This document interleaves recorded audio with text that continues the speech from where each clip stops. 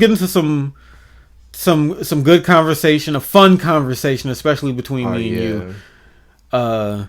We're gonna talk about the rap god, Marshall Bruce Masters. That's the worst. Was that the cringiest way I could have came in on that? Yes, that's the worst way to ever. I would never want somebody to call Eminem the rap god. Like, oh my god, he raps like a robot, so call him Rap Bot. Let's get it. All right, Eminem, and it was an interesting case here. It's a lot of ways you could branch off into this conversation, but Eminem, who I've noticed was at one time a lot of people's like favorite rapper. Yeah. A beloved rapper from late 90s, early 2000s, I mean, he's one of those transcendent type of rappers who have just been around forever, Yeah, he's through different stages. A fucking legend, But what I'm noticing, I'm still a big fan of Eminem. Anytime an album drops, anytime a song, I at least check it out.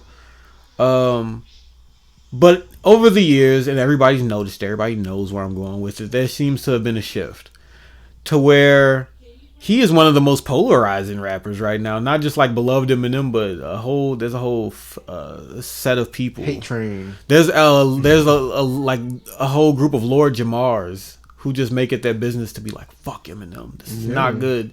This is not music. You're a guest in the house of hip hop, nigga. Or you know. Well, he's the only one I'm hearing saying that, but most people are usually just kind of critiquing the music and shitting on the music. You yourself has been somebody who you haven't listened to a lot of the newer stuff, but you hold the same opinion almost, and I want to know what this opinion is. I want it vocalized and broken down, just to put it out there. The problem with Eminem today, meaning what was the previous project? And we'll start this off by saying that. And you and a lot of the people who critique him say, I love the older stuff. I think Eminem has classic albums. Yeah. Okay, go ahead, keep going. But Revival, meaning not even Revival. Any M album that start with an R, for me, is not on the listen list. Like, if any Eminem album that start with an R come up on my Spotify, Recovery, Relapse, and Revival. It's an automatic skip. The last one, I think it was better than because he tried to kind of redeem himself because Revival got shit on, like Kamikaze. Huge dump on Revival. I recently just kind of re-listened to that album a little bit, not all the way through, but in like segments. And all right, we'll get to it, but keep going. Yeah, so I think I don't know. I think because of how bad a lot of the stuff M is doing to nowadays, I'm just kind of like, he really got to like prove himself. Like, I'll watch an Eminem cypher any day, and that's where I'm going with this, is that Eminem is, I think we could all agree that Eminem is one of the greatest rappers of all time. He'd probably rap most guys under the table, but the problem is not that he can't rap, is that his music is kind of trash. Like the music overall, and then even sometimes with the rapping, it could be the dab bars, a whole. I feel like and there may be other inspirations out there too. You still got Tech Nines out there. You got Twisters or whatever. I feel like some of the new Eminem style has spawned like that whole wave of the fast rap thing, which you don't like either. Yeah, I mean. Where it's more emphasized on like rapping faster than having like ultimate content within the faster rap. Would you say Eminem is like in the mix of like being that you just reminded me of the fucking Logic Joyner Lucas track. Like, they weren't rapping super fast on Logic that. Logic always does. And you're not a big Logic fan either. No. So with the whole Eminem thing, we're gonna look at right now the good, the bad, where it probably went wrong. And I got pulled up some fun just for fun. We got the cringiest, wackest lines just for a good laugh. So let's get started. Let's go. Let's start with the good. Okay. The good. I mean, I think that's pretty obvious. Which is generally considered infinite to Eminem Show. You have your reservations about Eminem Show. I'm not. I like the Eminem Show. I just don't. You don't consider it one of the classics. It ain't in the same category as Slim Shady LP, Marshall Mathers LP. Where would you put Infinite? It's pretty damn good. It's just it's a demo. I mean, it's kind of an album. It's not a major release. It's not like a. It's good, but it's a demo. How many songs is on this one? Let me pull it up. Like, don't get me wrong. That's 11 songs. Don't get me wrong. That's LP length. I love. It's about Infinite. 37 minutes. I love Infinite, but it's demo quality. Maybe it's because of the time it was made. 96. I don't know. Yeah, it's demo quality. Yeah, it's not high. It's not what would become. I mean, and I guess that don't really matter a lot of the times, especially when I'm here for the raps. But the raps, they were pretty good, but they were still kind of juvenile on Infinite. Like, he was still juvenile. Slim Shady LP. What? I mean, Slim Shady LP was just a bit more put together as music, as a project, as an identity of. I feel like that Eminem. was the most. That was the album where he was most of the character. Yeah, the wild, wacky shit. The songs where chicks, people overdosing on mushrooms, and the story raps, comical story raps of like as the world turns, and that kind of stuff. So those are generally regarded as the classics. Marshall Mathers LP, Undisputed, probably I think classic, probably the best album. I would say. I would. The most polished, in agree. his prime, Eminem. Almost every song is I remember this song. I haven't.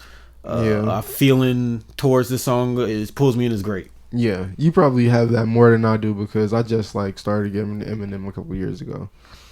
It gets a little bit personal in places, and it's more well put together as opposed to the Slim Shady LP, which is great, but it's like the wacky Eminem.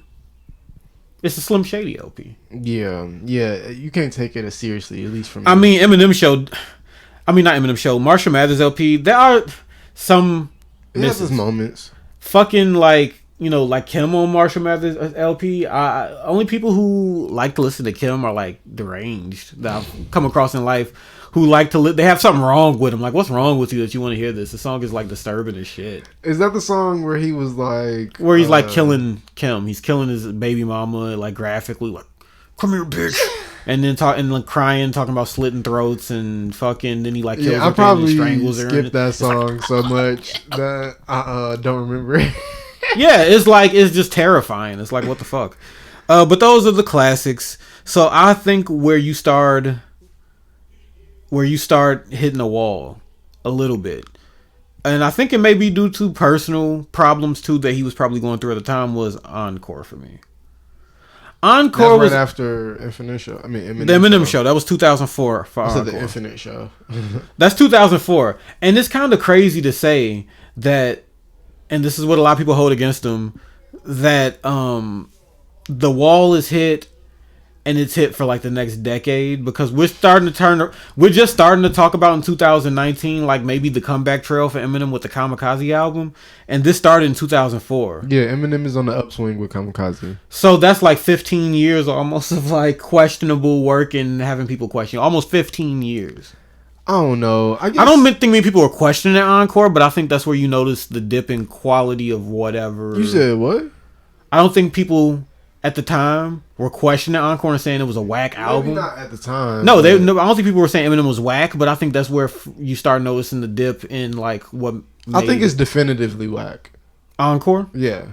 Okay, let's pull up the track list. I think Curtains Up, Evil Deeds, Never Enough, Yellow Brick Road, like Toy Soldiers was a hit. Toy Soldiers was cool. Mosh. I mean, but this is where it wasn't. It was a little bit of a difference to me, and I think was this after 8 Mile.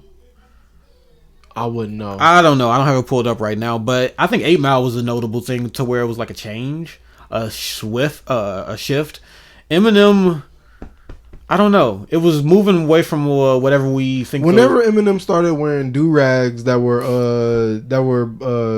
two-tone do-rags, that's when two-tone do-rags and Jordan jumpsuits. Yeah, that's when he started to not be like Marshall Mathers LP. Big Weenie. He has a song on here named Big Weenie. Yeah, Mockingbird. He has some radio hits on here still, which he always has on any album. He has those radio hits that are like, Mockingbird, like Toy Soldiers.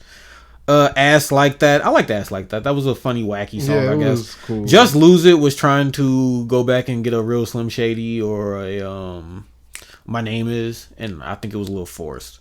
So yeah, this is where it starts declining a little bit. We're skipping completely over D12, but that's all right for me. I'm not. Who was thinking about D12? I mean, there's some good songs out of that, mostly because of Maybe I gotta go listen to it. I don't know.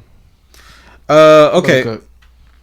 So now that we got through the 90s and the classics in the early 2000s, you hit the mid 2000s, you had Encore. But what about the Eminem show? Oh, okay, let's not gloss over the Eminem show. I really like the Eminem show. I feel like when it comes down to history and how it's remembered, because me and you have had these discussions where you kind of debate the Eminem show with me. I was more alive. I was more there. And I don't know if that's an eye rolling type of thing to say. I don't think it should be because honestly, you were like a baby. What was it, 2002? Yeah, you were 2 years old when this came out. I think acknowledging your bias of, being... I was 10 years old. Acknowledging the bias of being a 10-year-old or a 12-year-old or a 14-year-old when the album comes out is, that's... But I still remember the